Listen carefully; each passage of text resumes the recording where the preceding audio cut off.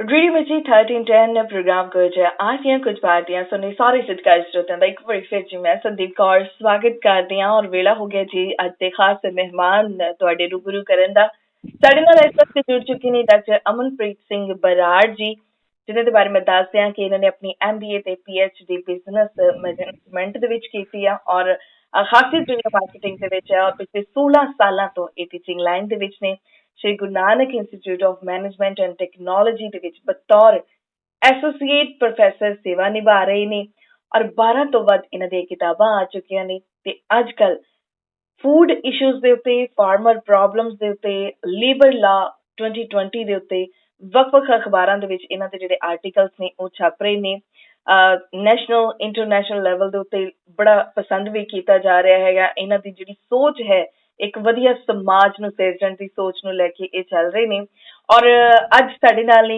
असीं भी बहुत सारे जिहड़े मुद्दे ने उन्हां दे उत्ते गलबात जिहड़ी है अज करनी है ते आओ सब तो पहला स्वागत करदे हां तो डॉक्टर अमनप्रीत सिंह बराड़ जी जी आयां नूं कहने रेडियो मच्छी 13 दस सत श्री अकाल जी।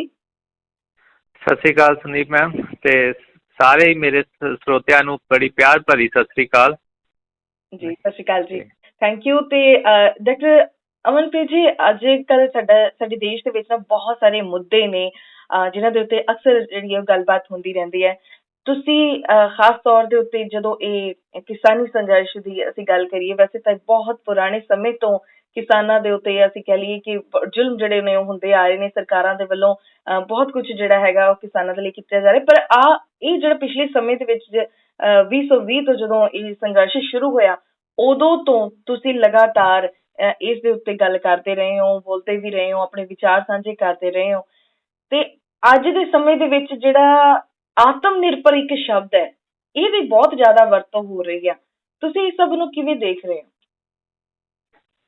संदीप मैम जिहड़ा आत्म निर्भर शब्द है जे असीं इहदा थोड़ा जिहा मीनिंग लईए ਤਾਂ ਉਹ ਕੀ ਹੈ ਕਿ ਅਸੀਂ ਆਪਣੇ ਜੋਗੇ ਹੋ ਸਕੀਏ।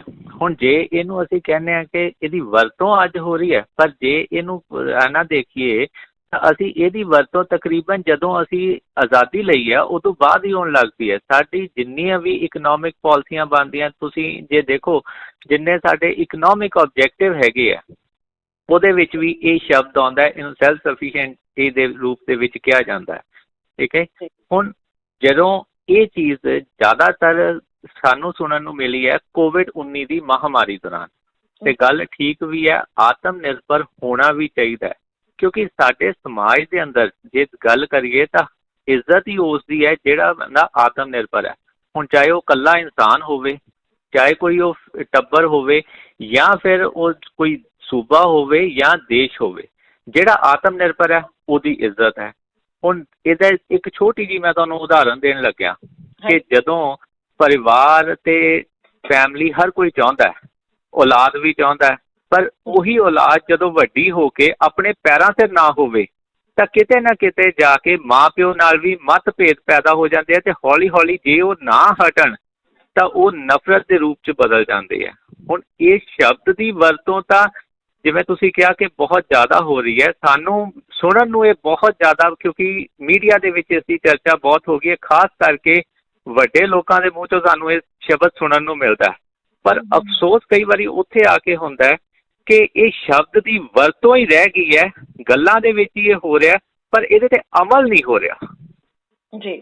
ਸੋ ਇਹ ਜਿਹੜੀ ਮੈਨੂੰ ਥੋੜ੍ਹੀ ਜਿਹੀ ਇੱਕ ਪ੍ਰੋਬਲਮ ਦਾ ਇਸ਼ੂ ਲੱਗਦਾ ਹੈਗਾ ਕਿ ਇਹਦੇ 'ਤੇ ਅਮਲ ਕੋਈ ਨਹੀਂ ਹਜੇ ਹੋ ਰਿਹਾ। ਕਿ ਤੁਹਾਡੇ ਹਿਸਾਬ ਦੇ ਨਾਲ ਡਾਕਟਰ ਸਾਹਿਬ ਸਾਡਾ ਜਿਹੜਾ ਦੇਸ਼ ਭਾਰਤ ਹੈ ਤੇ ਸਾਡਾ ਸੂਬਾ ਪੰਜਾਬ ਹੈ, ਕੀ ਆਤਮ ਨਿਰਭਰ ਹਨ? ਤੁਹਾਨੂੰ ਕੀ ਲੱਗਦਾ?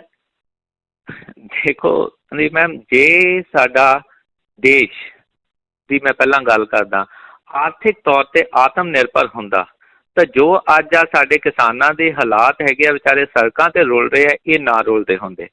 ਕਿਉਂਕਿ ਜੇ ਅਸੀਂ ਇਹ ਨਵੇਂ ਜਿਹੜੇ ਖੇਤੀ ਕਾਨੂੰਨ ਲਿਆਂਦੇ ਜਿਹਦੇ ਕਰਕੇ ਕਿਸਾਨ ਇਸ ਵਕਤ ਸੜਕਾਂ 'ਤੇ ਹੈ, ਉਹਨਾਂ ਦਾ ਜੇ ਪਿਛੋਕੜ ਥੋੜ੍ਹਾ ਜਿਹਾ ਦੇਖੀਏ ਤਾਂ ਇਹ ਪ੍ਰੋਬਲਮ ਇੱਕਦਮ ਨਹੀਂ ਖੜੀ ਹੋਈ, ਇਹ ਕਾਫੀ ਸਾਲਾਂ ਤੋਂ ਇਹ ਚੱਲ ਰਹੀ ਸੀਗੀ ਅਤੇ ਅੰਤਰਰਾਸ਼ਟਰੀ ਦਬਾਅ ਦੇ ਹੇਠ ਆ ਕੇ ਇਹ ਕਾਨੂੰਨ ਲਿਆਂਦੇ ਗਏ ਹੈ। ਹੁਣ ਜਿਹੜੀ ਮੈਂ ਅੰਤਰਰਾਸ਼ਟਰੀ ਦਬਾਅ ਕਹਿ ਰਿਹਾ, ਯਾਨੀ ਕਿ ਅੰਤਰਰਾਸ਼ਟਰੀ ਫੰਡਿੰਗ ਏਜੰਸੀਆਂ ਜਿਹਦੇ 'ਚੋਂ IMF, ਵਰਲਡ ਬੈਂਕ, ਉਹਨਾਂ ਦੇ ਦਬਾਅ ਹੇਠ ਆ ਕੇ ਇਹ ਚੀਜ਼ਾਂ ਲਿਆਂਦੀਆਂ ਗਈਆਂ। ਉਹ ਠੀਕ ਹੈ ਕਿ ਨਾਲ ਸਾਡੇ ਕਾਰਪੋਰੇਟ ਨੂੰ ਵੀ ਇਹ ਸੂਟ ਕਰਦੀਆਂ ਸੀਗੀਆਂ, ਉਹ ਵੀ ਵਿੱਚ ਨਾਲ ਆ ਗਏ ਅਤੇ ਉਹ ਸਾਰਿਆਂ ਦਾ ਕੁਛ ਇਕੱਠਾ ਹੋ ਕੇ ਇਹ ਬਣ ਗਿਆ। ਹੁਣ ਇਹਦਾ ਇੱਕ ਚੀਜ਼ ਜੇ ਤੁਸੀਂ ਮਾੜਾ ਜਿਹਾ ਦੇਖੋ ਅਤੇ ਜਦੋਂ IMF ਦੇ ਕਮਿਊਨੀਕੇਸ਼ਨ ਡਾਇਰੈਕਟਰ ਗੈਰੀ ਰਾਈਸ ਦਾ ਇੱਕ ਬਿਆਨ ਆਇਆ, ਉਹਨਾਂ ਨੇ ਇਹ ਕਿਹਾ ਕਿ ਜਿਹੜੇ ਖੇਤੀ ਨਾਲ ਸੁਧਾਰਾਂ ਨਾਲ ਜੁੜੇ ਹੋਏ ਕਾਨੂੰਨ ਹੈਗੇ ਆ, ਉਹਨਾਂ ਨਾਲ ਜਿਹੜੇ ਲੋਕਾਂ 'ਤੇ ਅਸਰ ਪੈਣਾ ਉਹਨਾਂ ਨੂੰ ਪਹਿਲਾਂ ਧਿਆਨ 'ਚ ਰੱਖਣਾ ਚਾਹੀਦਾ ਅਤੇ ਉਹਨਾਂ ਨੂੰ ਬਦਲਵੇਂ ਰੁਜ਼ਗਾਰ ਦੇਣੇ ਚਾਹੀਦੇ ਆ। ਯਾਨੀ ਕਿ ਇਹਦਾ ਸਿੱਧਾ ਅਰਥ ਕੀ ਹੋਇਆ ਕਿ ਜਿਹੜੇ ਲੋਕ ਅੱਜ ਖੇਤੀ ਦੇ ਵਿੱਚ ਲੱਗੇ ਹੈ ਉਹਨਾਂ ਨੂੰ ਬੇਰੁਜ਼ਗਾਰ ਹੋਣਗੇ ਤਾਂ ਹੀ ਉਹਨਾਂ ਨੂੰ ਬਦਲਵੇਂ ਰੁਜ਼ਗਾਰ ਦੇਣ ਦੀ ਲੋੜ ਗੱਲ ਕਰਨੀ ਪਈ ਹੈ। ਤੇ ਇਹੀ ਚੀਜ਼ ਅੱਜ ਕਿਸਾਨ ਨੂੰ ਵੀ ਦਿਸ ਰਹੀ ਹੈ ਕਿ ਸਾਨੂੰ ਰੁਜ਼ਗਾਰ ਸਾਡਾ ਜਾਣਾ ਹੈ ਅਤੇ ਸਾਡਾ ਜਿਹੜਾ ਸਿਸਟਮ ਹੈ ਅੱਗੋਂ ਖਤਮ ਹੋਣਾ। ਸੋ ਉਹ ਵੀ ਇਸ ਕਰਕੇ ਹੈ। ਹੁਣ ਜਿਹੜੀ ਗੱਲ ਆਈ ਸੂਬੇ ਦੀ, ਜਦੋਂ ਦੇਸ਼ ਅੰਤਰਰਾਸ਼ਟਰੀ ਫੰਡਿੰਗ ਏਜੰਸੀਆਂ ਦੇ ਹੇਠ ਆਇਆ, ਕਿਉਂਕਿ ਉੱਥੋਂ ਕਰਜ਼ਾ ਲਿਆ, ਉੱਥੋਂ ਸਾਰਾ ਕੁਛ ਚੱਲ ਰਿਹਾ ਉਹਨਾਂ ਦਾ ਸਿਸਟਮ, ਉਹੀ ਹਾਲਾਤ ਸਾਡੇ ਸੂਬਾ ਸਰਕਾਰ ਦੇ ਹੈ। ਸੂਬਾ ਸਰਕਾਰ ਜਿਹੜੀ ਹੈਗੀ ਹੈ ਉਸੇ ਤਰੀਕੇ ਨਾਲ ਜਿਹੜੀ ਕੇਂਦਰ ਦੇ ਦਬਾਅ ਹੇਠ ਹੈਗੀ ਹੈ। ਹੁਣ ਜਿਹੜੀ ਆਤਮ ਨਿਰਭਰ ਬੰਦਾ ਕਿਵੇਂ ਹੈ, ਮੈਂ ਜਿਹੜੀ ਗੱਲ ਕਹੀ ਸੀ ਆਰਥਿਕ ਤੌਰ 'ਤੇ ਸੂਬੇ ਦੀ ਆਰਥਿਕ ਤੇ ਜਿਹੜੀ ਸਥਿਤੀ ਨੂੰ ਜੇ ਅਸੀਂ ਦੇਖੀਏ ਤਾਂ ਉਹਦਾ ਸੋਰਸ ਆਫ ਫੰਡਿੰਗ ਕੀ ਹੈ? ਉਹਦਾ ਸੋਰਸ ਆਫ ਫੰਡਿੰਗ ਤਾਂ ਟੈਕਸ ਹੈ ਨਾ ਜੀ, ਜਿਹੜਾ ਪਹਿਲਾਂ ਵੈਟ ਲੱਗਦਾ ਸੀਗਾ। ਹੁਣ ਉਹ ਵੈਟ ਨੂੰ ਕੇਂਦਰ ਨੇ ਖਤਮ ਕਰਕੇ GST ਬਣਾ ਲਿਆ। GST ਬਣਾ ਕੇ ਕੇਂਦਰ ਨੇ ਆਪਣੇ ਹੇਠ ਲੈ ਲਿਆ ਸਾਰਾ ਕੁਛ। ਉਹ ਜਿਹੜਾ ਸਮਝਣ ਦੀ ਇੱਥੇ ਲੋੜ ਹੈ ਕਿ ਹੁਣ ਉਹ GST ਸਾਨੂੰ ਉਦੋਂ ਬੜਾ ਵਧੀਆ ਲੱਗਿਆ ਕਿ ਸਾਰਾ ਟੈਕਸ ਕਲੈਕਸ਼ਨ ਹੋਏਗੀ, ਸਾਰਾ ਕੁਛ ਹੋਏਗਾ। ਉਹ ਕੇਂਦਰ ਨੇ ਬੜੇ ਤਰੀਕੇ ਨਾਲ ਆਪਦੇ ਹੇਠ ਲਿਆ ਸਾਰਾ ਕੁਛ। ਉਹਦੇ 'ਚੋਂ ਹੋਇਆ ਕੀ ਕਿ ਹੁਣ ਜਿਹੜਾ ਸੂਬਿਆਂ ਦਾ ਹਿੱਸਾ ਬਣਦਾ ਸੀ GST 'ਚੋਂ, ਜਿਹੜਾ ਵਾਪਸ ਆਉਣਾ ਸੀ, ਕੇਂਦਰ ਨੇ ਉਹ ਵੀ ਪੂਰਾ ਨਹੀਂ ਦਿੱਤਾ। ਮੈਡਮ, ਪਿਛਲੇ ਸਮੇਂ ਦੇ ਵਿੱਚ ਅਸੀਂ ਦੇਖਦੇ ਹਾਂ, ਪਿੱਛੇ ਕਾਫੀ ਇਹਦਾ ਰੌਲਾ ਵੀ ਚੱਲਿਆ ਅਤੇ ਉਹਦੇ ਵਿੱਚ ਜਿਹੜਾ ਜਿੰਨਾ ਹਰ ਸਟੇਟ ਦਾ ਕੋਈ ਆਪਣਾ GST ਦੀ ਕਲੈਕਸ਼ਨ ਹੋਈ ਹੈ, ਉਹ ਜਿੰਨਾ ਹਿੱਸਾ ਸਟੇਟ ਨੂੰ ਆਉਣਾ ਸੀ ਉਹ ਸਾਰਾ ਪੂਰਾ ਨਹੀਂ ਦਿੱਤਾ। ਹੁਣ ਜੇ ਸਟੇਟ ਨੇ ਮੰਗਿਆ ਤਾਂ ਉਹਨਾਂ ਨੂੰ ਕਿਹਾ ਕਿ ਤੁਸੀਂ RBI ਤੋਂ ਲੋਨ ਲੈ ਲਓ, ਇੰਨਾ ਹੀ ਮਿਲੇਗਾ, ਇਸ ਤੋਂ ਵੱਧ ਤੁਹਾਨੂੰ ਨਹੀਂ ਮਿਲਦਾ, ਤੁਸੀਂ RBI ਤੋਂ ਲੋਨ ਲੈ ਲਓ, ਯਾਨੀ ਕਿ ਕਰਜ਼ਾ। ਹੁਣ ਜਿਹੜੇ ਕੋਈ ਮੇਨ ਉੱਧਰ ਚਲਾ ਗਿਆ, ਹੁਣ ਜਿਹੜੇ ਮਗਰ ਸਰੋਤ ਰਹਿ ਗਏ ਥੋੜ੍ਹੇ ਸਟੇਟ ਕੋਲੇ ਹੋਰ ਹੈਗੇ ਹੈ, ਠੀਕ ਹੈ, ਜਿੱਥੇ ਜਿਵੇਂ ਤੇਲ ਤੋਂ ਆਉਂਦੇ ਹੈਗੇ ਆ, ਰੇਤ ਤੋਂ ਆਉਂਦਾ, ਇੱਦਾਂ ਦੇ ਜਿਹੜੇ ਸਰੋਤ ਰਹਿ ਗਏ ਉਹਦੇ 'ਚ ਵੀ ਬੇਈਮਾਨੀ ਜਿਹੜੀ ਸ਼ੁਰੂ ਹੈਗੀ ਹੈ, ਉਹਦੇ 'ਚੋਂ ਵੀ ਕਲੈਕਸ਼ਨ ਨਹੀਂ ਪੂਰੀ ਆਉਂਦੀ। ਠੀਕ ਹੈ।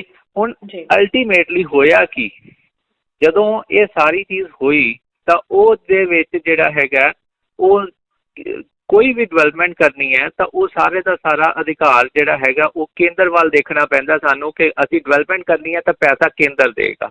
ਹੁਣ ਜਦੋਂ ਇਹ ਚੀਜ਼ ਹੋ ਗਈ ਤਾਂ ਕੇਂਦਰ ਸਰਕਾਰ ਨੇ ਸੂਬਾ ਸਰਕਾਰ ਨੂੰ ਆਪਦੀ ਕਠਪੁਤਲੀ ਬਣਾ ਲਿਆ ਕਿ ਜਿੱਦਾਂ ਅਸੀਂ ਚਾਹੁੰਦੇ ਹਾਂ ਉੱਦਾਂ ਹੀ ਚੱਲੋਗੇ। ਠੀਕ ਹੈ ਨਾ।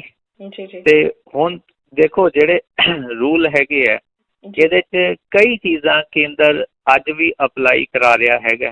ਜਿਹੜੀ ਆਹ FCI ਦਾ ਸਿੱਧੀ ਖਰੀਦ ਦਾ ਚੱਕਰ ਹੈਗਾ ਇਸ ਵਕਤ ਚੱਲ ਰਿਹਾ, ਉਹ ਵੀ ਕੇਂਦਰ ਨੇ ਜਿਹੜਾ ਹੁਣ ਦੁਬਾਰਾ ਕੱਲ ਪਰਸੋਂ ਦੀ ਚਿੱਠੀ ਆ ਗਈ ਹੈਗੀ ਹੈ, ਜਿਹੜਾ ਇਹਨਾਂ ਨੇ 1 ਸਾਲ ਦਾ ਟਾਈਮ ਮੰਗਿਆ ਸੀ ਪੰਜਾਬ ਸਰਕਾਰ ਨੇ, ਕੇਂਦਰ ਸਰਕਾਰ ਨੇ ਨਾ ਕਰਦੀ ਹੈਗੀ ਹੈ ਕਿ ਅਸੀਂ ਉਹ ਟਾਈਮ ਨਹੀਂ ਦੇਣਾ, ਤੁਸੀਂ ਇਸੇ ਸਾਲ ਤੋਂ ਲਾਗੂ ਕਰੋ।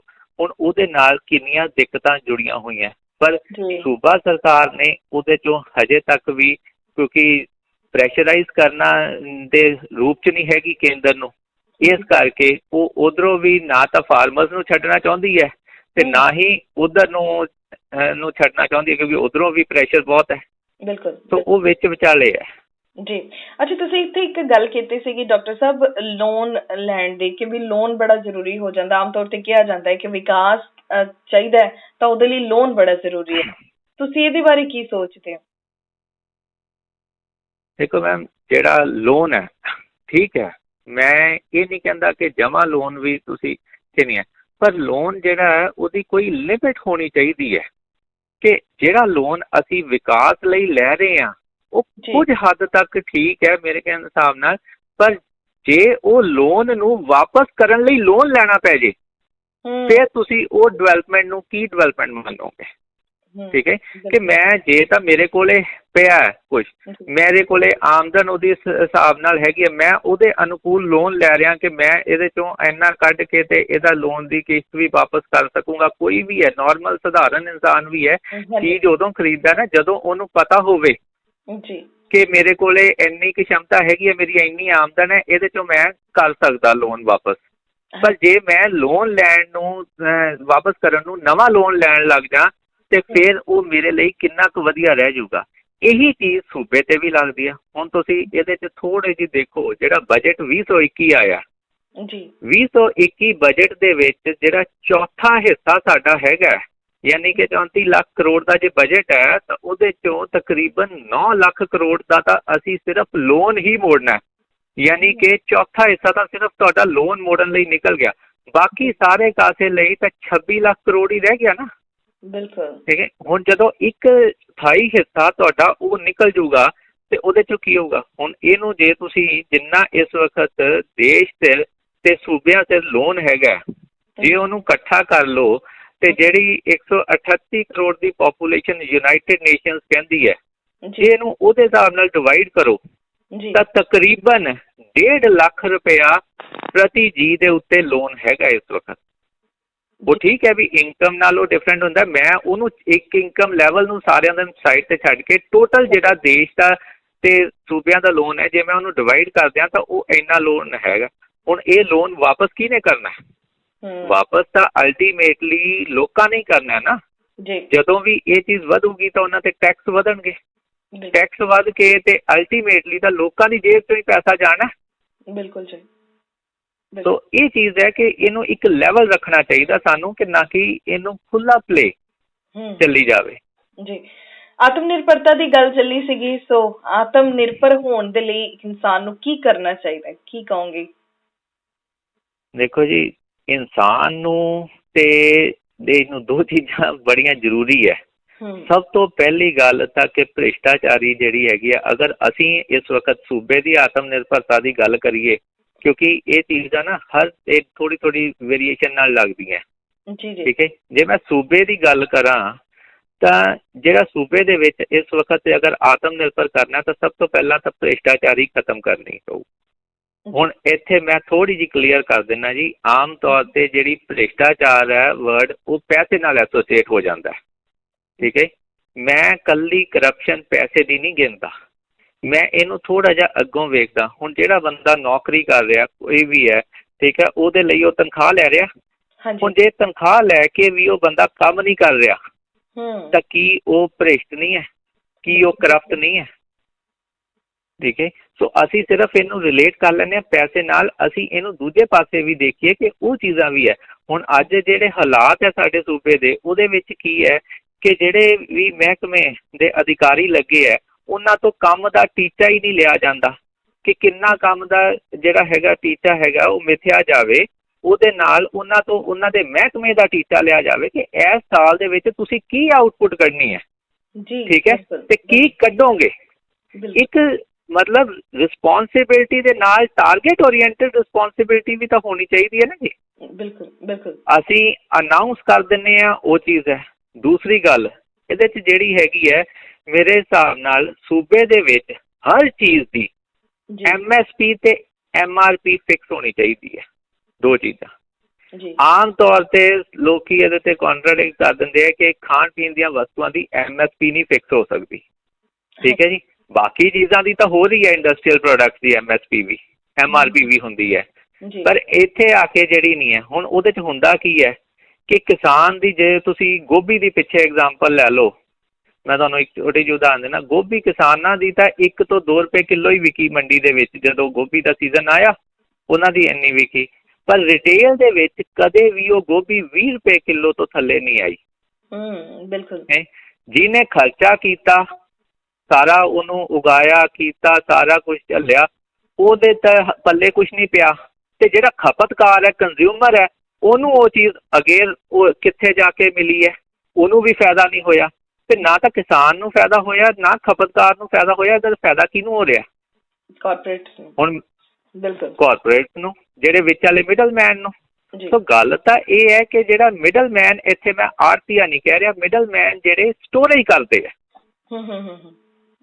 ਉਹਨਾਂ ਦੀ ਹੈ। ਤੇ ਜੇ ਇਹ MSP ਫਿਕਸ ਹੋ ਜਾਏਗੀ, ਉਧਰੋਂ MRP ਫਿਕਸ ਹੋ ਜਾਏ ਕਿ ਇਦੋਂ ਘੱਟ ਨਹੀਂ ਵਿਕੇਗੀ, ਇਦੋਂ ਜ਼ਿਆਦਾ ਨਹੀਂ ਵਿਕੇਗੀ, ਤਾਂ ਇਹਦੇ 'ਚ ਦੋਨਾਂ ਨੂੰ ਫਾਇਦਾ ਹੋਏਗਾ, ਕਿਸਾਨ ਨੂੰ ਵੀ, ਖਪਤਕਾਰ ਨੂੰ ਵੀ। ਠੀਕ ਹੈ। ਇਹਦੇ ਨਾਲ ਹੀ ਇੱਕ ਚੀਜ਼ ਹੋਰ ਹੈ ਕਿ ਜਿਹੜੇ ਟੈਕਸ ਅੱਜ ਦੀ ਡੇਟ 'ਚ ਵੀ ਬਹੁਤ ਲੱਗੇ ਹੋਏ ਹੈ, ਥੋੜੇ ਨਹੀਂ ਹੈਗੇ, ਪਰ ਉਹਨਾਂ ਦੀ ਉਗਰਾਹੀ ਨਹੀਂ ਹੈ ਪ੍ਰੋਪਰ। ਠੀਕ ਹੈ। ਉਹ ਟੈਕਸਾਂ ਨੂੰ ਉਗਰਾਇਆ ਜਾਵੇ ਕਿ ਉਹਨਾਂ ਦੀ ਚੋਰੀ ਬੰਦ ਹੋਵੇ, ਕਿ ਜਿੰਨੇ ਟੈਕਸ ਤੁਸੀਂ ਲਾਏ ਆ ਉਹਨਾਂ ਨੂੰ ਚੱਜ ਨਾਲ ਉਗਰਾਓ। ਕਿ ਜਿਹੜਾ ਕੋਈ ਟੈਕਸ, ਹੁਣ ਕਈ ਜਗ੍ਹਾ ਤੇ ਖਪਤਕਾਰ ਟੈਕਸ ਦੇ ਰਿਹਾ, ਪਰ ਅੱਗੋਂ ਸਰਕਾਰ ਨੂੰ ਟੈਕਸ ਪਹੁੰਚ ਰਿਹਾ ਨਹੀਂ ਪਹੁੰਚ ਰਿਹਾ, ਇੱਥੇ ਆ ਕੇ ਪ੍ਰੋਬਲਮ ਆ ਰਹੀ ਹੈ। ਉਹ ਚੀਜ਼ ਨੂੰ ਬੰਦ ਕਰਨਾ ਚਾਹੀਦਾ ਹੈ। ਤੇ ਸਰਕਾਰਾਂ ਨੂੰ ਇੱਕ ਚੀਜ਼ ਹੁਣ ਸਮਝਣੀ ਚਾਹੀਦੀ ਹੈ ਕਿ ਸਰਕਾਰ ਚਲਾਉਣ ਲਈ ਹੁਣ ਕਰਜ਼ਾ ਨਹੀਂ ਲੈਣਾ ਜੀ, ਉਹ ਬੰਦ ਹੋਣਾ ਚਾਹੀਦਾ। ਬਿਲਕੁਲ ਬਿਲਕੁਲ। ਤੇ ਅਸੀਂ ਪੰਜਾਬ, ਸਾਡੇ ਪੰਜਾਬ ਦੀ ਅਸੀਂ ਗੱਲ ਕਰੀਏ, ਇੱਕ ਬਿਲਕੁਲ ਖੇਤੀ ਪ੍ਰਧਾਨ ਸੂਬਾ ਹੈ, ਔਰ ਇਸ ਨੂੰ ਬਚਾਉਣ ਦੀਆਂ ਬਹੁਤ ਸਾਰੀਆਂ ਜਿਹੜੀਆਂ ਕੋਸ਼ਿਸ਼ਾਂ ਨੇ ਉਹਦੇ ਵਿੱਚ ਲੱਗੇ ਹੋਏ ਨੇ ਸਾਡੇ ਕਿਸਾਨ ਵੀਰ, ਬੀਬੀਆਂ, ਭੈਣਾਂ, ਬੱਚੇ ਜਿਹੜੇ ਨੇ ਉਹ ਇਸ ਵਕਤ ਇਸ ਕਿਸਾਨੀ ਸੰਘਰਸ਼ ਦੇ ਵਿੱਚ ਡਟੇ ਹੋਏ ਨੇ, ਦਿੱਲੀ ਬਾਰਡਰਾਂ ਦੇ ਉੱਤੇ ਆਪਣੇ ਹੱਕਾਂ ਦੀ ਰਾਖੀ ਦੇ ਲਈ। ਬਹੁਤ ਸਾਰੇ ਜਿਹੜੇ ਐਕਸਪਰਟਸ ਨੇ, ਚਾਹੇ ਉਹ ਆਰਥਿਕ ਤੌਰ ਦੇ ਉੱਤੇ ਅਸੀਂ ਕਹਿ ਲਈਏ ਜਾਂ ਇੱਕ ਸਾਇੰਟਿਫਿਕ ਤਰੀਕੇ ਦੇ ਨਾਲ ਸੋਚ ਰਹੇ ਨੇ, ਵਿਗਿਆਨਕ ਤਰੀਕੇ ਦੇ ਨਾਲ ਸੋਚ ਰਹੇ ਨੇ, ਖੇਤੀ ਨੂੰ ਬਚਾਉਣ ਦੇ ਲਈ ਕੀ ਕੀਤਾ ਜਾ ਸਕਦਾ ਹੈ, ਕੀ ਕਰ ਸਕਦੇ ਹਾਂ ਅਸੀਂ, ਤੁਸੀਂ ਕੀ ਕਹੋਗੇ? ਦੇਖੋ ਮੈਡਮ, ਇਹਦੇ 'ਚ ਜਿਹੜੇ ਹੈਗੇ ਆ ਲੋਕ ਤਾਂ ਆਪਣੇ ਲੈਵਲ ਤੇ ਲੱਗੇ ਹੀ ਹੈ। ਠੀਕ ਹੈ ਜੀ। ਕਿਸਾਨ, ਕਿਉਂਕਿ ਕਿਸਾਨਾਂ ਦੀ ਤਾਂ ਆਮਦਨ ਜਾਰੀ ਹੈ, ਉਹ ਤਾਂ ਵਿਚਾਰੇ ਅੱਜ 125 ਦਿਨ ਹੋ ਗਏ ਜਿਹੜੇ ਦਿੱਲੀ ਬਾਰਡਰਾਂ ਤੇ ਬੈਠੇ, ਕੱਲ 125 ਹੋ ਗਏ ਉਹਨਾਂ ਨੂੰ। ਠੀਕ ਹੈ। ਸੋ ਉਹਨਾਂ ਦੇ ਵਿਚਾਰਿਆਂ ਦਾ ਇੱਥੇ ਆ ਕੇ ਹੁਣ ਜਿਹੜੀਆਂ ਸਾਡੀਆਂ ਚੁਣੇ ਹੋਏ ਨੁਮਾਇੰਦਿਆਂ ਦਾ ਵੀ ਤਾਂ ਬਣਦਾ ਨਾ ਹੱਕ। ਕੇਂਦਰ ਨੇ ਤਾਂ ਆਪਣਾ ਪੱਲਾ ਝਾੜਤਾ, ਉਹਨਾਂ ਨੇ ਤਾਂ ਉਹਨਾਂ ਨੂੰ ਛੱਡਤਾ। ਠੀਕ ਹੈ। ਪਰ ਜਿਹੜੀ ਸੂਬਾ ਸਰਕਾਰ ਵੀ ਤਾਂ ਰਿਸਪੋਂਸੀਬਲ ਹੈਗੀ ਹੈ, ਵੋਟਾਂ ਉਹਨਾਂ ਨੇ ਵੀ ਲਈਆਂ, ਉਹ ਤਾਂ ਆਪਣੇ ਲੋਕਾਂ ਦੀ ਬਾਂਹ ਫੜਨ। ਤੇ ਇਸ ਵਕਤ ਜਿਹੜੀ ਮੇਨ ਸਮੱਸਿਆ ਆ ਰਹੀ ਹੈ ਨਾ, ਜਿਹੜੀ ਹਰ ਚੀਜ਼ ਤੇ ਅਸੀਂ ਕਹਿ ਦਿੰਦੇ ਹਾਂ ਅਸੀਂ ਫੂਡ ਸਰਪਲਸ ਹੈਗੇ ਆ, ਠੀਕ ਹੈ, ਪੈਦਾਵਾਰ ਦੀ ਇਸ ਵਕਤ ਕਮੀ ਨਹੀਂ ਹੈ, ਪੈਦਾਵਾਰ ਬਹੁਤ ਹੈਗੀ ਹੈ। ਰੌਲਾ ਇਸ ਵਕਤ ਉਹਦੀ ਮਾਰਕੀਟਿੰਗ ਦਾ ਹੈਗਾ, ਜਿਹੜੇ ਐਂਗਲ ਤੋਂ ਇਸ ਵਕਤ ਲੋਕੀ ਦੇਖ ਨਹੀਂ ਰਹੇ। ਹੁਣ ਜੇ ਸੂਬਾ ਸਰਕਾਰ ਵਾਕਈ ਲੋਕਾਂ ਦੀ ਮਦਦ ਕਰਨਾ ਚਾਹੁੰਦੀ ਹੈ ਤੇ ਇਹ ਬੜੇ ਵਧੀਆ ਤਰੀਕੇ ਨਾਲ ਕਰ ਵੀ ਸਕਦੀ ਹੈ ਕਿ ਇਹਦੀ ਮਾਰਕੀਟਿੰਗ ਦਾ ਸਿਸਟਮ ਬਣਾਇਆ ਜਾਵੇ। ਹੁਣ ਮਾਰਕੀਟਿੰਗ ਦਾ ਜਦੋਂ ਮੈਂ ਸਿਸਟਮ ਕਹਿ ਰਿਹਾ, ਅੱਜ ਜੋ ਸਾਡਾ ਮਾਰਕੀਟਿੰਗ ਦਾ ਕੀ ਚੱਲਦਾ, ਮਾਰਕੀਟਿੰਗ ਦਾ ਮਤਲਬ ਇੱਥੇ ਸਿਰਫ ਇੰਨਾ ਹੀ ਨਿਕਲਿਆ ਜਾਂਦਾ ਹੈ ਕਿ ਮੰਡੀਆਂ ਦੇ ਭਾਅ ਇਕੱਠੇ ਕਰਕੇ ਦੱਸ ਦਿਓ। ਹੁਣ ਇਸ ਚੀਜ਼ ਨੂੰ ਮੈਂ ਮਾਰਕੀਟਿੰਗ ਨਹੀਂ ਗਿਣਦਾ ਕਿ ਤੁਸੀਂ ਮੰਡੀਆਂ ਦੇ ਭਾਅ ਦੱਸਦੇ ਸਿਰਫ, ਦੈਟਸ ਨਾਟ ਮਾਰਕੀਟਿੰਗ। ਮਾਰਕੀਟਿੰਗ ਦਾ ਮਤਲਬ ਹੈ ਤੁਸੀਂ ਐਂਟੀਸਪੇਟ ਕਰੋ ਕਿ ਫਿਊਚਰ 'ਚ ਕਿੱਥੇ ਕਿਹੜੀ ਚੀਜ਼ ਦੀ ਕਿੰਨੀ ਡਿਮਾਂਡ ਹੋਏਗੀ। ਸਹੀ ਗੱਲ ਹੈ। ਉਹ ਡਿਮਾਂਡ ਨੂੰ ਇਸ ਕਰਕੇ ਕਿ ਦੇਸ਼ ਦੇ ਵਿੱਚ ਕਿਹੜੀ ਚੀਜ਼ਾਂ ਦੀ ਡਿਮਾਂਡ ਹੋਏਗੀ, ਵਿਦੇਸ਼ਾਂ ਦੇ ਵਿੱਚ ਕਿਹੜੀ ਚੀਜ਼ ਦੀ ਕਿੱਥੇ ਡਿਮਾਂਡ ਹੋਏਗੀ, ਫਿਰ ਕੀ ਉਹ ਸਾਡੇ ਸੂਬੇ ਦੇ ਵਿੱਚ ਉੱਗ ਸਕਦੀ ਹੈ ਕਿ ਨਹੀਂ ਉਗਾਈ ਜਾ ਸਕਦੀ। ਵੈਦਰ ਕੰਡੀਸ਼ਨਸ ਵੀ ਦੇਖਣੀਆਂ ਅਸੀਂ। ਉਹ ਚੀਜ਼ ਜੇ ਉਹ ਜਿਹੜੀ ਚੀਜ਼ ਸਾਡੇ ਸੂਬੇ ਦੇ ਵਿੱਚ ਹੋ ਸਕਦੀ ਹੈ ਉਹਦੇ ਉੱਤੇ ਆ ਕੇ ਅਸੀਂ ਫੋਕਸ ਕਰੀਏ, ਫਿਰ ਉਹਦਾ ਦੇਖੀਏ ਕਿ ਕੀ ਇਹ ਸਾਨੂੰ ਲਾਹੇਵੰਦ ਹੋਏਗੀ ਕਿ ਨਹੀਂ ਹੋਏਗੀ। ਦੋ ਚੀਜ਼ਾਂ 'ਚ ਹੁਣ ਡਿਫਰੈਂਸ ਆ ਗਿਆ ਕਿ ਪਹਿਲਾਂ ਤਾਂ ਉਹਦੀ ਦੇਖੀਏ ਕਿ ਕਿੱਥੇ ਕਿਹੜੀ ਚੀਜ਼ ਦੀ ਡਿਮਾਂਡ ਹੈ, ਫਿਰ ਆਪਣੇ 'ਤੇ ਦੇਖੀਏ ਕਿ ਅਸੀਂ ਕਿਹੜੀ ਚੀਜ਼ ਉਗਾ ਸਕਦੇ ਹਾਂ, ਫਿਰ ਉਹਨੂੰ ਨਾਲ ਰਿਲੇਟ ਕਰੀਏ ਕਿ ਜਿਹੜੀ ਚੀਜ਼ ਅਸੀਂ ਉਗਾ ਸਕਦੇ ਹਾਂ ਕੀ ਉਹ ਉਗਾਉਣ ਨਾਲ ਸਾਨੂੰ ਉਹਦਾ ਰੇਟ, ਉਹਦਾ ਪ੍ਰਾਈਸਿੰਗ ਸਿਸਟਮ ਬਾਹਰ ਜਦੋਂ ਅਸੀਂ ਵੇਚਾਂਗੇ ਸਾਨੂੰ ਉਹ ਲਾਹੇਵੰਦ ਵੀ ਹੋਏਗੀ ਕਿ ਨਹੀਂ ਹੋਏਗੀ। ਹੁਣ ਇਹਦੇ ਲਈ ਸਰਕਾਰ ਇੱਕ ਅਲੱਗ marketing institute, intelligence institute setup ਕਰ ਸਕਦੀ ਹੈ। ਉਹਦੇ ਲਈ ਕੋਈ ਬਹੁਤਾ ਵੱਡਾ ਇਨਫਰਾਸਟਰਕਚਰ ਸੈੱਟ ਕਰਨ ਦੀ ਨਹੀਂ ਜ਼ਰੂਰਤ ਹੈਗੀ ਵੀ ਬਹੁਤ ਖਰਚਾ ਲੋਡ ਪੈ ਜਾਊਗਾ। ਦੇਖੋ ਇਸ ਵਕਤ ਡਿਫਰੈਂਟ ਯੂਨੀਵਰਸਿਟੀਆਂ ਚੱਲ ਰਹੀਆਂ, ਇਹ ਚੀਜ਼ਾਂ ਯੂਨੀਵਰਸਿਟੀਆਂ ਦੇ ਵਿੱਚ ਇੱਕ ਮਹਿਕਮਾ ਵੀ ਹੋ ਸਕਦਾ, ਖਾਸ ਕਰਕੇ ਖੇਤੀਬਾੜੀ ਯੂਨੀਵਰਸਿਟੀ ਦੇ ਵਿੱਚ ਇੱਕ ਮਹਿਕਮਾ ਇਹਨੂੰ ਅਲੱਗ ਕਰ ਦਿਓ। ਇਹਦਾ ਟੋਟਲੀ ਕੰਮ ਹੀ ਇਹ ਹੋਵੇ ਕਿ ਜਿਹੜੀ ਇਹਨਾਂ ਨੇ ਸਟੱਡੀ ਕਰਨਾ ਕਿ ਕਿੱਥੇ ਕਿਹੜੀ ਚੀਜ਼ ਦੀ ਡਿਮਾਂਡ ਹੈ, ਉਹ ਫਿਰ ਸਾਡੇ ਕੋਲੇ ਹੁੰਦੀ ਹੈ। ਇੱਕ ਪੂਰਾ ਪ੍ਰੋਜੈਕਟ ਬਣੇ ਉਸ ਦਾ। ਜਦੋਂ ਉਹ ਪ੍ਰੋਜੈਕਟ ਬਣ ਕੇ ਕਿਸਾਨਾਂ ਨੂੰ ਦਿੱਤਾ ਜਾਵੇ, ਇਹ ਨਹੀਂ ਕਿ ਕਿਸਾਨ ਹਿੱਟ ਐਂਡ ਟਰਾਇਲ ਕਰਦੇ ਫਿਰਨ ਕਿ ਅੱਜ ਆਹ ਚੀਜ਼ ਬੀਜ ਲਓ, ਕੱਲ੍ਹ ਆਹ ਬੀਜ ਲਓ, ਐਂਡ ਆਫ ਦੀ ਡੇ ਉਹਨਾਂ ਦੇ ਪੱਲੇ ਵੀ ਕੁਛ ਨਹੀਂ। ਠੀਕ ਹੈ। ਹੁਣ ਇਹਦੀ ਜਿਹੜੀ ਕਰਾਉਣ ਦਾ, ਹੁਣ ਜੇ ਇੱਕ ਚੀਜ਼ ਇਹਨਾਂ ਨੇ ਪ੍ਰੋਜੈਕਟ ਬਣਾਤਾ, ਉਹ ਤੋਂ ਬਾਅਦ ਸਰਕਾਰ ਕੋਲੇ 5 ਏਜੰਸੀਆਂ ਹੈਗੀਆਂ ਜੀ ਇਸ ਵਕਤ ਜਿਹੜੀਆਂ ਸਰਕਾਰ ਦੀਆਂ ਹੈਗੀਆਂ, ਜਿੱਦਾਂ ਪੰਜਾਬ ਐਗਰੋ ਹੋ ਗਈ, ਪੰਜਸਪ ਹੋ ਗਈ, ਪਨਸੀਡ ਹੋ ਗਈ, ਪਨਗ੍ਰੇਨ ਹੋ ਗਈ, ਮਾਰਕਫੈਡ ਹੋ ਗਈ। ਦੋ ਨੂੰ ਤਾਂ ਤੁਸੀਂ ਰੱਖ ਲਓ ਕਿ ਜਿਹੜਾ ਆਪਣੀ ਸਟੇਟ ਦਾ ਅਨਾਜ ਸਾਂਭ ਸੰਭਾਲ, ਕਿਉਂਕਿ ਜਿਹੜੀ ਆਪਣੀ ਲੋਕਲ ਰਿਕੁਆਇਰਮੈਂਟ ਹੈ ਉਹ ਵੀ ਅਸੀਂ ਆਪਦੇ ਤੋਂ ਪੂਰੀ ਕਰੀਏ ਰਾਦਰ ਦੈਨ ਕਿ ਬਾਹਰੋਂ ਸੂਬਿਆਂ ਤੋਂ ਮੰਗਵਾਉਣ ਤੋਂ। ਜਿੰਨੀ ਚੀਜ਼ ਅਸੀਂ ਆਪਣੇ 'ਚ ਉਗਾ ਸਕਦੇ ਹਾਂ ਆਪਣੀ ਪਾਪੂਲੇਸ਼ਨ ਲਈ, ਉਹ ਤਾਂ ਅਸੀਂ ਇੱਥੇ ਉਗਾਈਏ ਜੀ। ਬਿਲਕੁਲ। ਉਸ ਤੋਂ ਬਾਅਦ ਜਿਹੜੀ ਚੀਜ਼ ਹੈਗੀ ਹੈ ਉਹ ਇਹ 3 ਏਜੰਸੀਆਂ ਬਾਹਰੋਂ ਆਰਡਰ ਲੈ ਕੇ ਆਉਣ। ਉਹ ਜਿਹੜੇ ਬਾਹਰੋਂ ਆਰਡਰ ਲਿਆਉਂਦੇ ਆ, ਚਾਹੇ ਉਹ ਦੇਸ਼ 'ਚੋਂ ਹੋਣ ਚਾਹੇ ਵਿਦੇਸ਼ 'ਚੋਂ ਹੋਣ, ਅਸੀਂ ਜਿਹੜੀ ਖੇਤੀਬਾੜੀ ਮਹਿਕਮਾ ਤੇ ਡੇਅਰੀ ਡਿਵੈਲਪਮੈਂਟ ਮਹਿਕਮੇ ਨੂੰ ਨਾਲ ਲਾ ਕੇ, ਕਿਉਂਕਿ ਉਹਨਾਂ ਦਾ ਲਾਇਸੈਂਸ ਪਿੰਡਾਂ ਦੇ ਵਿੱਚ ਹੈਗਾ ਆਲਰੇਡੀ, ਠੀਕ ਹੈ, ਉਹਨਾਂ ਨੂੰ ਨਾਲ ਲਾ ਕੇ ਉਨੀ ਹੀ ਪੈਦਾਵਾਰ ਉਹੀ ਚੀਜ਼ਾਂ ਦੀ ਕਰਾਈਏ ਜਿਹੜੀ ਕਿ ਸਾਨੂੰ ਬਾਹਰ ਵਿਕ ਸਕੇ, ਜਿਹਦੇ ਸਾਨੂੰ ਆਰਡਰ ਮਿਲ ਸਕਦੇ ਹੈਗੇ ਆ। ਠੀਕ ਹੈ। ਇਹ ਚੀਜ਼ ਦੇ ਨਾਲ ਜੇ ਅਸੀਂ ਕਰਾਂਗੇ ਤਾਂ ਉਹਦੇ ਨਾਲ ਇੱਕ ਤਾਂ ਡਾਇਵਰਸੀਫਿਕੇਸ਼ਨ ਦਾ ਜਿਹੜਾ ਰੌਲਾ ਪੈ ਰਿਹਾ ਕਣਕ ਝੋਨੇ ਦੀ ਫਸਲੀ ਚੱਕਰ 'ਚੋਂ, ਆਟੋਮੈਟਿਕ ਉਹ ਘੱਟ ਜਾਏਗਾ ਜਦੋਂ ਹੋਰ ਚੀਜ਼ਾਂ ਹੀ ਸਾਨੂੰ ਡਿਮਾਂਡ ਸਾਡੇ ਉਹਦੇ 'ਤੇ ਮਿਲਣ ਲੱਗੀ।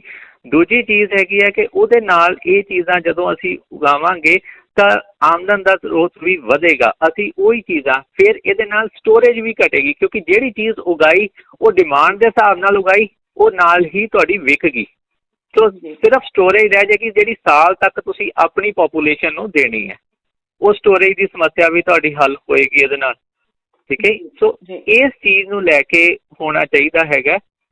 ਤੇ ਇਹਦੇ ਨਾਲ ਹੀ ਜਿਵੇਂ ਹੁਣ ਮੈਂ ਛੋਟੀ ਜਿਹੀ ਇੱਕ ਐਗਜ਼ਾਮਪਲ ਦੇ ਦਿੰਦਾ, 19-20 ਦੇ ਸਾਲ ਦੇ ਵਿੱਚ ਇੱਕ ਗੱਲ ਚੱਲੀ ਸੀ ਕਿ ਜਿਹੜੀ ਫੂਡ ਸ਼ਾਰਟੇਜ ਆਏਗੀ ਵਰਲਡ ਵਾਈਡ, ਤੇ ਉਹ ਹੋਇਆ ਵੀ ਉਦੋਂ। ਇਹ ਚੀਜ਼ਾਂ ਐਂਟੀਸਪੇਟ ਕਰਨ ਵਾਲੀਆਂ ਹੁੰਦੀਆਂ, ਜਿੱਦਾਂ ਪਿੱਛੇ ਵੀਅਤਨਾਮ ਜਿਹੜਾ ਹੈਗਾ, ਥਾਈਲੈਂਡ ਹੈ, ਚਾਈਨਾ, ਇਹਨਾਂ ਨੂੰ ਅਸੀਂ ਲਾਰਜੈਸਟ ਐਕਸਪੋਰਟਰ ਆਫ ਰਾਈਸ ਕਹਿੰਦੇ ਹਾਂ ਕਿ ਇੱਥੋਂ ਰਾਈਸ ਸਭ ਤੋਂ ਜ਼ਿਆਦਾ ਜਾਂਦੇ ਆ। ਇਹਨਾਂ ਕੋਲ ਵੀ ਸ਼ਾਰਟੇਜ ਹੋਈ ਤੇ 20 ਦੇ ਵਿੱਚ ਜਿਹੜਾ 2020 ਦੇ ਵਿੱਚ ਭਾਰਤ ਤੋਂ ਇਹਨਾਂ ਨੇ ਚੌਲ ਖਰੀਦੇ। ਹੁਣ ਉਹ ਚੌਲ ਭਾਰਤ ਨੇ ਦਿੱਤੇ ਵੀ, ਪਰ ਚੀਨ ਨੂੰ ਜਿਹੜੇ ਹੈਗੇ ਆ ਉਹ ਕਾਫੀ ਸਸਤੇ ਭਾਅ 'ਤੇ ਦਿੱਤੇ, ਯਾਨੀ ਕਿ 2100 ਰੁਪਏ ਕੁਇੰਟਲ ਨੂੰ ਹੀ ਉਹਨਾਂ ਨੂੰ ਦਿੱਤੇ, ਜਦ ਕਿ ਉਹਦਾ ਅੰਤਰਰਾਸ਼ਟਰੀ ਭਾਅ ਜਿਹੜਾ ਉਸ ਵੇਲੇ ਵੀ ਸੀਗਾ 470 ਤੋਂ 480 ਡਾਲਰ ਪ੍ਰਤੀ ਟਨ ਸੀਗਾ। ਯਾਨੀ ਕਿ ਜਿਹੜੀ ਚੀਜ਼ 21,000 ਰੁਪਏ ਪ੍ਰਤੀ ਟਨ ਦਿੱਤੀ ਗਈ, ਉਹਦਾ ਅੰਤਰਰਾਸ਼ਟਰੀ ਭਾਅ ਜਿਹੜਾ ਸੀਗਾ 34,000 ਪ੍ਰਤੀ ਟਨ ਸੀਗਾ। ਯਾਨੀ ਕਿ ਗਲਵਾਨ ਤੋਂ ਬਾਅਦ ਸਾਰੇ ਕੁਝ ਤੋਂ ਬਾਅਦ ਵੀ ਅਸੀਂ ਉਹਨਾਂ ਨੂੰ ਸਸਤੀ ਚੀਜ਼ ਦਿੱਤੀ, ਕਿਉਂਕਿ ਅਸੀਂ ਪਿਛਲੇ ਸਾਲ ਹੀ ਤਕਰੀਬਨ 9200 ਕਰੋੜ ਚਾਈਨਾ ਜਿਹੜੇ ਇੱਥੇ ਮੇਨ ਹੋਲਡਿੰਗ ਹੈਗੀ ਹੈ ਬੈਂਕਾਂ 'ਚ, ਉੱਥੋਂ ਲੋਨ ਲਿਆ। ਉਹ ਫਿਰ ਸਾਡੇ ਤੇ ਦਬਾਅ ਹੈਗਾ ਜੀ। ਜੀ ਸੋ ਕਿਤੇ ਨਾ ਕਿਤੇ ਇੱਕ ਉਹ ਦਬਾਅ ਹੈ। ਔਰ ਜਿਹੜੀ ਤੁਸੀਂ ਮਾਰਕੀਟਿੰਗ ਪੋਲਿਸੀ ਦੀ ਗੱਲ ਕੀਤੀ ਹੈ, ਖੇਤੀ ਦੇ ਲਈ ਤੁਸੀਂ ਦੱਸਿਆ ਹੈਗਾ, ਇਹ ਇੰਡਸਟਰੀ ਤੇ ਵੀ ਲਾਈ ਜਾ ਸਕਦੀ ਹੈ। ਔਰ ਦੂਜਾ ਮੇਰੇ ਨਾਲ ਇਹ ਵੀ ਸਵਾਲ ਹੋਏਗਾ, ਜਿਵੇਂ ਮਾਰਕੀਟਿੰਗ ਪੋਲਿਸੀਜ਼ ਦੀ ਆਪਾਂ ਗੱਲ ਕਰ ਰਹੇ ਹਾਂ, ਬਹੁਤ ਸਾਰੇ ਜਿਹੜੇ ਲੋਕ ਨੇ ਪੜ੍ਹੇ ਲਿਖੇ ਨੇ, ਇਸ ਚੀਜ਼ ਨੂੰ ਸਮਝ ਰਹੇ ਨੇ, ਪਰ ਜਿਹੜੇ ਸਾਡੇ ਕਿਸਾਨ ਨੇ ਉਹਨਾਂ ਤੱਕ ਇਹ ਇੱਕ ਆਮ ਜਿਹੜੀ ਜਾਣਕਾਰੀ ਹੈ, ਜਿਵੇਂ ਤੁਸੀਂ ਫਸਲੀ ਚੱਕਰ ਦੀ ਗੱਲ ਵੀ ਕੀਤੀ ਕਿ ਕਿਹੜੀ ਚੀਜ਼ ਉਗਾਉਣੀ ਚਾਹੀਦੀ ਹੈ, ਕਿਹੜੀ ਚੀਜ਼ ਨਹੀਂ ਉਗਾਉਣੀ ਚਾਹੀਦੀ, ਉਹਨਾਂ ਤੱਕ ਕੀ ਇਹ ਜਾਣਕਾਰੀ ਜਿਹੜੀ ਆ ਉਹਦੇ ਲਈ ਕੋਈ ਪ੍ਰਬੰਧ ਕੀਤਾ ਜਾ ਰਿਹਾ ਜਾਂ ਹੋ ਸਕਦਾ? ਤੁਹਾਨੂੰ ਕੀ ਲੱਗਦਾ ਕਿ ਉਹਨਾਂ ਤੱਕ ਆਮ ਭਾਸ਼ਾ ਦੇ ਵਿੱਚ ਗੱਲ ਜਿਹੜੀ ਆ ਪਹੁੰਚਾਈ ਜਾ ਸਕੇ ਹਰ ਕਿਸਾਨ ਤੱਕ? ਇੱਕ ਮਿੰਟ, ਮੈਂ ਪਹਿਲੀ ਗੱਲ ਤੁਹਾਡੀ ਇਹਦਾ ਜਵਾਬ ਦੇਣ ਲੱਗਿਆ ਕਿ ਕਿਸਾਨਾਂ ਤੱਕ ਇਹ ਗੱਲ ਕਿਵੇਂ ਪਹੁੰਚਾਈ ਜਾਵੇ। ਠੀਕ ਹੈ, ਮੈਂ ਇੱਕ ਗੱਲ ਕੀਤੀ ਕਿ ਜਿਹੜਾ ਖੇਤੀਬਾੜੀ ਮਹਿਕਮਾ ਤੇ ਡੇਅਰੀ ਡਿਵੈਲਪਮੈਂਟ ਮਹਿਕਮਾ, ਇਹਨਾਂ ਨੂੰ ਨਾਲ ਲਾ ਕੇ ਲਾਈਜ਼ਨ, ਕਿਉਂਕਿ ਇਹਨਾਂ ਦੀ ਅਟੈਚਮੈਂਟ ਹੈਗੀ ਹੈ। ਠੀਕ ਹੈ, ਇਹਨਾਂ ਨੂੰ ਨਾਲ ਲਾਇਆ ਜਾਵੇ। ਦੂਜਾ, ਕਿਸਾਨ ਜਥੇਬੰਦੀਆਂ ਜਿਹੜੀਆਂ ਹੈਗੀਆਂ ਉਹਨਾਂ ਨੂੰ ਨਾਲ ਲਾਇਆ ਜਾਵੇ। ਉਹਨਾਂ ਦਾ ਇੱਕ ਸਾਰਾ ਸਿਸਟਮ ਬਣਿਆ ਹੋਇਆ, ਆਰਗੇਨਾਈਜੇਸ਼ਨ ਹੈਗਾ। ਉਹਦੇ 'ਚ ਕੀ ਹੈ ਕਿ ਹੁਣ ਜਿੱਦਾਂ ਸਾਡੀ ਖੇਤੀਬਾੜੀ ਮਹਿਕਮਾ ਜਾਂ ਡੇਅਰੀ ਡਿਵੈਲਪਮੈਂਟ ਤਕਨੀਕੀ ਸਿੱਖਿਆ ਪ੍ਰਸਾਰ ਤਾਂ ਕਰ ਹੀ ਰਿਹਾ, ਜਿਹੜੀ ਉਹਨਾਂ ਨੂੰ ਟੈਕਨੋਲੋਜੀ ਡਿਸੈਮੀਨੇਸ਼ਨ ਕਹਿ ਲਈਏ ਅਸੀਂ, ਉਹ ਸਾਰੀ ਦੇ ਰਿਹਾ। ਠੀਕ ਹੈ, ਹੁਣ ਉਹਦੇ ਨਾਲ ਮਾਰਕੀਟਿੰਗ ਦੀ ਜਿਹੜੀ ਹੈਗੀ ਹੈ ਪ੍ਰਸਾਰ ਵੀ ਤਾਂ ਕਰਨਾ ਚਾਹੀਦਾ ਨਾ ਨਾਲ, ਕਿ ਵੀ ਆਹ ਚੀਜ਼ ਹੋ ਰਹੀ ਹੈ। ਇਸੇ ਤਰ੍ਹਾਂ ਜਿਹੜੀ ਛੋਟੇ ਲੈਵਲ 'ਤੇ ਕਿਸਾਨ ਜਥੇਬੰਦੀਆਂ ਵੀ ਇੱਕ ਆਪਣਾ ਮਾਰਕੀਟਿੰਗ ਦਾ ਸੈੱਲ ਬਣਾ ਸਕਦੀਆਂ, ਜਿਹੜੇ ਸੈੱਲ ਦਾ ਕੰਮ ਇਹ ਹੋਊਗਾ ਕਿ ਉਹ ਲੋਕਾਂ ਨੂੰ ਕਿਸਾਨਾਂ ਨੂੰ ਅਵੇਅਰ ਕਰਨਗੇ ਮਾਰਕੀਟਿੰਗ ਦੇ ਬਾਰੇ, ਮਾਰਕੀਟਿੰਗ ਦੀਆਂ ਟੈਕਨੀਕਸ ਦੇ ਬਾਰੇ। ਜੀ ਬਿਲਕੁਲ, ਠੀਕ ਹੈ, ਨਹੀਂ ਉਹ ਚੀਜ਼ ਹੋਊਗੀ।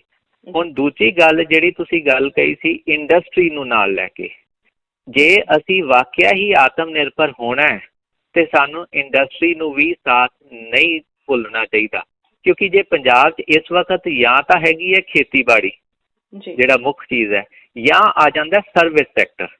ਅਸੀਂ ਜਿਹੜਾ ਮੈਨੂਫੈਕਚਰਿੰਗ ਵਾਲੇ ਪਾਰਟ 'ਤੇ ਬਹੁਤ ਪਿੱਛੇ ਰਹਿ ਗਏ ਹਾਂ। ਠੀਕ ਹੈ, ਜੇ ਅਸੀਂ ਵੈਲਥ ਕ੍ਰੀਏਸ਼ਨ ਨੂੰ ਲੈਂਦੇ ਹਾਂ ਤਾਂ ਉਹ ਜਾਂ ਤਾਂ ਪ੍ਰਾਇਮਰੀ 'ਚ ਹੁੰਦਾ ਜਾਂ ਸੈਕੰਡਰੀ 'ਚ ਹੁੰਦਾ, ਟਰਸ਼ਰੀ 'ਚੋਂ ਨਹੀਂ ਹੁੰਦਾ, ਉਹ ਚੇਂਜਿੰਗ ਆਫ ਹੈਂਡਸ ਹੋ ਜਾਂਦੀ ਹੈ। ਸੋ ਜੇ ਅਸੀਂ ਇਹਨਾਂ ਨੂੰ ਦੋਵਾਂ ਨੂੰ ਲਾ ਕੇ ਚੱਲੀਏ ਤਾਂ ਇੰਡਸਟਰੀ ਮੇਨ ਆਉਂਦੀ ਹੈ। ਹੁਣ ਇੱਥੇ ਜਿਹੜੀ ਹੈ ਜਦੋਂ ਵੀ ਕੋਈ ਸਰਕਾਰਾਂ ਬਣਦੀਆਂ, ਜਦੋਂ ਜਾਂ ਇਲੈਕਸ਼ਨ ਆਉਂਦੀ ਹੈ ਤਾਂ ਇੰਪਲੋਇਮੈਂਟ ਕ੍ਰੀਏਸ਼ਨ ਦੀ ਗੱਲ ਹੁੰਦੀ ਹੈ, ਉਦੋਂ ਆ ਜਾਂਦੇ ਆ ਅਤੇ ਉਦੋਂ ਜਾ ਕੇ ਜਿਹੜੇ ਕਾਰਪੋਰੇਟਸ ਨੂੰ ਹੀ ਮਿਲਦੇ ਆ ਕਿ ਕਾਰਪੋਰੇਟਸ ਇੱਥੇ ਆਉਣ। ਠੀਕ ਹੈ ਜੀ, ਜਿੰਨੀਆਂ ਸਰਕਾਰਾਂ ਕਾਰਪੋਰੇਟਸ ਦੇ ਮਗਰ ਜਾਣ ਦੀ ਬਜਾਏ ਤੁਸੀਂ ਜਿਹੜੇ ਛੋਟੇ ਸਾਡੇ ਕਾਰਖਾਨੇਦਾਰ ਹੈ ਉਹਨਾਂ ਦਾ ਸਾਥ ਦਿਓ, ਉਹਨਾਂ ਨੂੰ ਇੱਕ ਮਾਰਕੀਟਿੰਗ ਦਾ, ਜਿਸ ਤਰ੍ਹਾਂ ਇਹਨਾਂ ਨੂੰ ਟੈਕਨੀਕ ਬਣਾ ਕੇ ਦਿੱਤੀ ਹੈ, ਉਹਨਾਂ ਨੂੰ ਵੀ ਮਾਰਕੀਟਿੰਗ ਦੀ ਹੈਲਪ ਕਰੋ, ਉਹਨਾਂ ਦੇ ਕਾਰਖਾਨੇ ਲਵਾਓ। ਇੱਕ ਤਾਂ ਪਹਿਲਾਂ ਲੋਕਲ ਡਿਮਾਂਡ ਅਸੈਸ ਕਰੋ ਕਿ ਕਿਹੜੀਆਂ ਚੀਜ਼ਾਂ ਸਾਨੂੰ ਬਾਹਰੋਂ ਦੇਸ਼ 'ਚੋਂ ਜਾਂ ਹੋਰ ਕਿਸੇ ਪਾਸਿਓਂ ਮੰਗਵਾਉਣੀਆਂ ਪੈਂਦੀਆਂ, ਅਸੀਂ ਉਹ ਇੱਥੇ ਬਣਾ ਲਈਏ। ਹੁਣ ਤੁਸੀਂ ਛੋਟੀ ਜਿਹੀ ਐਗਜ਼ਾਮਪਲ ਲੈ ਲਓ, ਸਾਡੇ ਨਾਲ ਹੀ ਸੂਬੇ ਦੇ ਵਿੱਚ ਬੱਦੀ ਹੈ ਜਿੱਥੇ ਸਾਰੀ ਫਾਰਮਾਸਿਊਟੀਕਲ ਯੂਨਿਟਸ ਲੱਗੇ ਹੈ, ਅਤੇ ਉਹਨਾਂ 'ਚੋਂ ਜੇ ਤੁਸੀਂ ਮੈਕਸੀਮਮ ਦੇਖੋਗੇ ਤਾਂ ਛੋਟੇ ਯੂਨਿਟਸ ਬਹੁਤ ਜ਼ਿਆਦਾ ਹੈ, ਪਰ ਕੀ ਹੈ ਅਸੀਂ ਕਿਉਂ ਨਹੀਂ ਲਿਆ ਸਕੇ?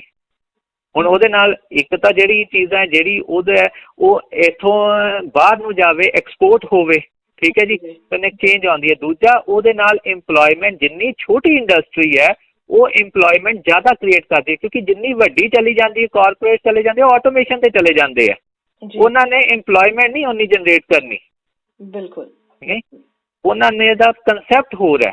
ਸੋ ਇਹ ਚੀਜ਼ ਜਿਹੜੀ ਹੈਗੀ ਹੈ ਬਿਲਕੁਲ ਇਸੇ ਤਰ੍ਹਾਂ ਇਹਨਾਂ 'ਤੇ ਵੀ ਹੋ ਸਕਦੀ ਹੈ, ਪਰ ਇਹਦੇ ਨਾਲ ਛੋਟੇ ਵਪਾਰੀਆਂ ਨੂੰ, ਛੋਟੇ ਜਿਹੜੇ ਕਾਰਖਾਨੇਦਾਰ ਹੈ ਉਹਨਾਂ ਨੂੰ ਸਪੋਰਟ ਕਰਕੇ ਉਹਨਾਂ ਨੂੰ ਚੱਕਿਆ ਜਾਵੇ, ਤਾਂ ਕਿ ਇਹਦੇ ਨਾਲ ਕਈ ਪ੍ਰੋਬਲਮ ਜਿਹੜੀਆਂ ਇੰਪਲੋਇਮੈਂਟ ਵਗੈਰਾ ਦੀ ਵੀ ਨਾਲ ਹੱਲ ਹੋਏਗੀ। ਜੀ ਬਿਲਕੁਲ ਬਿਲਕੁਲ। ਸੋ ਡਾਕਟਰ ਅਮਨਪ੍ਰੀਤ ਜੀ, ਤੁਸੀਂ ਜਿਹੜੀ ਜਾਣਕਾਰੀ ਦਿੱਤੀ ਹੈ, ਬੜੇ ਵਧੀਆ ਸੁਝਾਅ ਜਿਹੜੇ ਨੇ ਉਹ ਤੁਸੀਂ ਸ਼ੇਅਰ ਕੀਤੇ ਨੇ। ਸੋ ਉਮੀਦ ਇਹੀ ਕਰਦੀ ਹਾਂ ਕਿ ਇਹ ਸਾਡੇ ਦੇਸ਼ ਦੇ ਵਿੱਚ ਜਿਹੜੀ ਬੇਰੁਜ਼ਗਾਰੀ ਹੈ ਉਹ ਦੂਰ ਹੋ ਸਕੇ, ਸਾਡਾ ਸੂਬਾ ਜਿਹੜਾ, ਸਾਡਾ ਭਾਰਤ ਦੇਸ਼ ਜਿਹੜਾ ਹੈ ਉਹ ਆਤਮ ਨਿਰਭਰ ਹੋ ਸਕੇ। ਔਰ ਬਿਲਕੁਲ ਬਹੁਤ ਸਾਰੀ ਜਿਹੜੀ ਕਮਾਲ ਦੀ ਇੱਕ ਜਾਣਕਾਰੀ ਹੈ ਉਹ ਤੁਸੀਂ ਆਪਣੀ ਗੱਲਾਂ ਦੇ ਨਾਲ ਸਾਡੇ ਤਮਾਮ ਸੁਣਨ ਵਾਲਿਆਂ ਦੇ ਨਾਲ ਸਾਂਝੀ ਕੀਤੀ ਹੈ। ਤੇ ਸਮਾਂ ਹੁਣ ਹੋਰ ਇਜਾਜ਼ਤ ਨਹੀਂ ਦੇ ਰਿਹਾ, ਪਰ ਫਿਰ ਕਿਸੇ ਦਿਨ ਫਿਰ ਕਿਸੇ ਵਿਸ਼ੇ ਦੇ ਉੱਤੇ ਅਸੀਂ ਜ਼ਰੂਰ ਅੱਗੇ ਗੱਲਬਾਤ ਕਰਦੇ ਰਵਾਂਗੇ। ਤੇ ਅੱਜ ਦੇ ਲਈ ਅਸੀਂ ਤੁਹਾਡਾ ਬਹੁਤ ਬਹੁਤ ਧੰਨਵਾਦ ਕਰਦੇ ਹਾਂ ਪ੍ਰੋਗਰਾਮ 'ਚ ਸਮਾਂ ਦੇਣ ਦੇ ਲਈ। ਬਹੁਤ ਬਹੁਤ ਸ਼ੁਕਰੀਆ ਜੀ। ਬਹੁਤ ਬਹੁਤ ਮਿਹਰਬਾਨੀ ਸੰਦੀਪ ਮੈਮ ਜੀ, ਅਤੇ ਤੁਹਾਡੇ ਚੈਨਲ ਦੀ ਜੋ ਇਸ ਮੌਕਾ ਦਿੱਤਾ ਮੈਨੂੰ ਕਿ ਆਪਣੀਆਂ ਗੱਲਾਂ ਮੈਂ ਲੋਕਾਂ ਦੇ ਮੁੱਖ ਰੱਖ ਸਕਾਂ ਕਿ ਕੀ ਵਿਚਾਰਧਾਰਾ ਨਾਲ ਅਸੀਂ ਇਹ ਵੀ ਇੱਕ ਤਰੀਕਾ ਸੋਚ ਸਕਦੇ ਹਾਂ। ਧੰਨਵਾਦ ਜੀ, ਬਿਲਕੁਲ, ਬਹੁਤ ਸ਼ੁਕਰੀਆ, ਬੜੀ ਮਿਹਰਬਾਨੀ ਜੀ।